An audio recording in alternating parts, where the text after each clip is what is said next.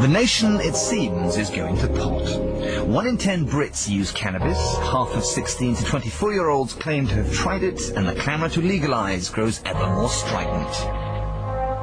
But rather than wring our hands over the decline and fall of society, we're going to be a bit more constructive. 18% of all road traffic fatalities show traces of illegal drugs, with cannabis by far and away the most common.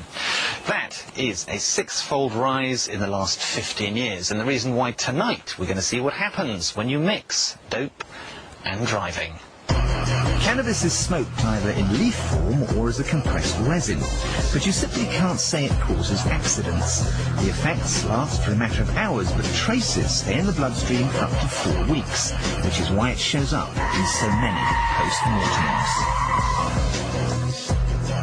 2 years ago, the government commissioned research on cannabis and driving, but they used simulators instead of real cars, so the research was criticised. Nobody has ever physically put a cannabis user in a car and shown the results on British television. Until now. Meet graphic designer Gavin Campbell, a regular user who's freely volunteered and brought along his own gear. He doesn't drive while stoned, but is as keen as we are to find out what happens when you do. With the help of safety experts, we've devised 3 tests for Gavin to take on a private test track before and after smoking a joint.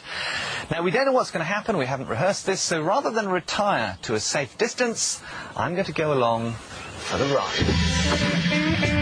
As a benchmark, Gavin took the tests while perfectly straight. The first job was to stop safely at a white line.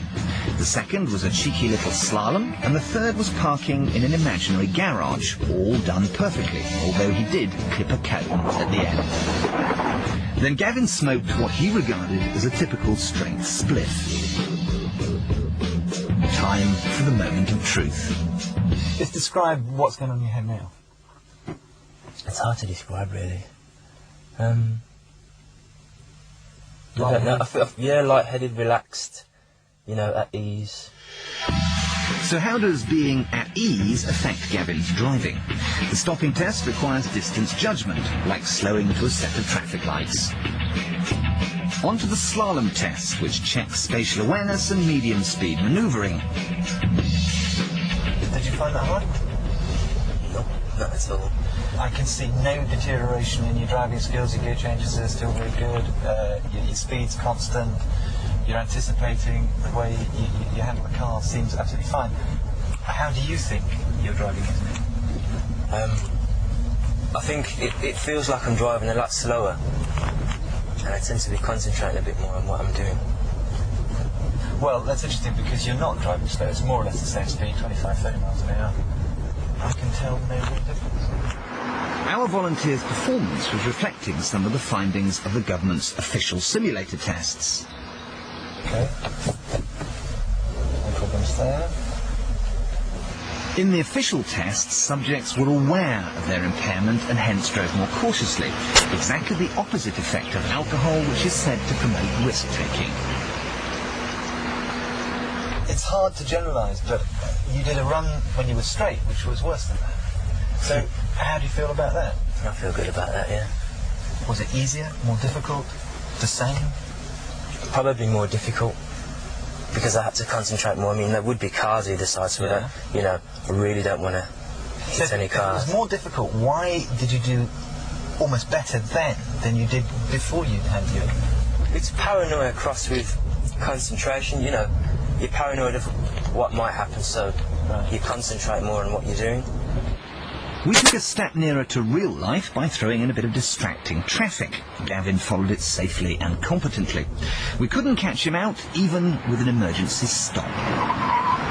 There's always a variance of effect depending on the person, but after that one spliff, and in our controlled environment, there was no obvious impairment to Gavin's driving.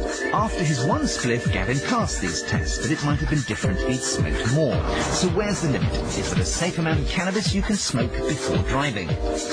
Now, I know there are thousands of you at home advocating zero tolerance, and that any trace of weed, pot, blow, black, resin, bush, smoke, ganja, call it what you will, should be considered a very serious offence. But hang on a minute.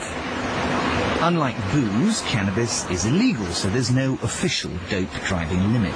Like the breathalyzer, we need to find a testing system to establish how much cannabis it takes before your driving goes to pot.